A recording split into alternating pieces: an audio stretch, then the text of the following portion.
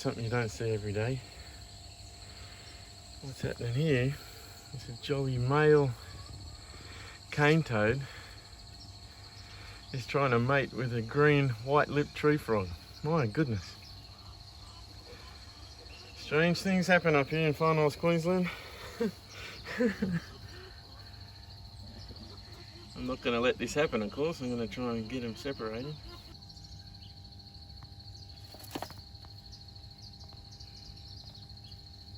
Ain't letting him go either. And you're backwards, mate. You're backwards.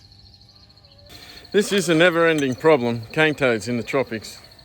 Now I've got 3 here, and you know, their fate is sealed. There's no way I'm going to let these guys live. No chance at all. I just let the frog go, of course, but there is absolutely no chance these guys are going to survive. Now that's a huge toad too. Just have a look at the size of that thing. If I weighed that, that'd be over 500 grams. The big one at the bottom, that big female, and that small male on top there, that was the one that was on the tree frog. It's just never any problem. I've killed literally thousands of cane toads in my time, over 10,000. Once I entered a competition, great cane toad hunt. I think I got around 9,000 just in one night, which was unbelievable. Holy moly, I better stop talking and catch that. Far out, just got through the net somehow, but I've caught it. I gotta stop making videos. I caught it again, but look, far north Queensland, full of cane toads. They're already all the way down south.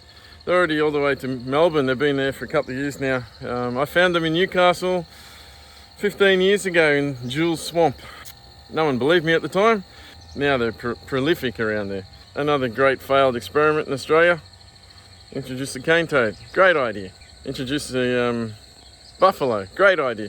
Oh, why not introduce some foxes? Great idea. I mean, biological controls are great in your own country using your own species, but please don't introduce anything else because it doesn't work. All right, well, I've got I just took a cane toad out here. I'll just show you. You can see the poisonous glands. Those glands right there, they're full of poison. Now, it's okay for me to handle, that's not a problem, but those swollen glands contain a toxin that will kill a snake, will kill crocodiles even. There's been a lot of crocodile kills in the Northern Territory when cane toads were first introduced. Just all the freshwater crocodiles started dying. No one knew why. A couple of years ago, cane toad's the reason. There's a new food source they'd never seen before. All the crocs ate them. And there's hundreds and hundreds and hundreds of crocodiles just dead, floating in the billabong. Now, crocs are native species, so they've got every right to be there. These guys don't. There's no crocs in my backyard, but shouldn't be any cane toads either, so I'm going to get rid of these things. The biggest problem I face is biodiversity. Now, it sounds like it's a good problem to have, actually. Because I'm I have all this new development around me. I'm just in a sea of houses now, but when I bought the place, 5,000 square meters, I was the only house around, the original farmhouse. Now, I built up biodiversity. I planted fruit trees as a boundary, planted a food forest, really. I've got everything from coconuts to mulberries to pomegranates to limes and lemons. Hey, I'm eating from my garden. But what that's done, and I've also planted a lot of ground covers as well, well, it's really great for the skinks and the lizards and the reptiles and the green tree frogs. I've created deliberate habitat, but I also get the side effect is these bad, nasty guys here too. So anyway, aquaponics is a great water source for my frogs, and unfortunately these guys. So I probably catch 30 or 40 a year, and I listen out at night. I hear the unmistakable sound, and I come out early morning and just catch them and kill them. So I'll spare you from that. I won't show you on the video how I do it, but just rest assured, this guy ain't living. Interestingly, this cane toad here, the big female that everyone was chasing, has actually got it's already started laying eggs, as you can see. Very interesting.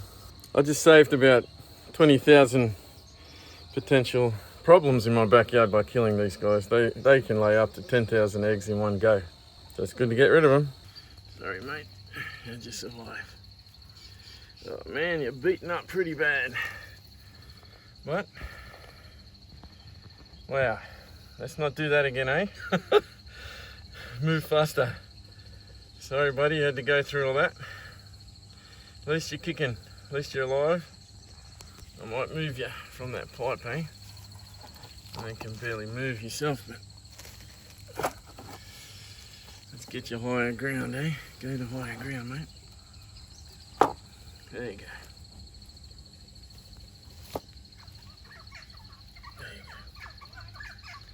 See you, buddy. Good on you, mate. You've made it. You've climbed up a bit higher. That's great. In the curry tree, growing through my fence. Well done. Now I can see that you're not as badly damaged.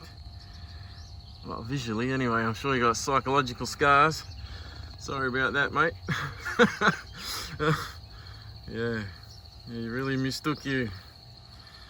He mistook you for the best looking cane toad in town. Unfortunately, you're just not a cane toad. Enjoy the aquaponics, stay high and dry. Nothing ever surprises me anymore.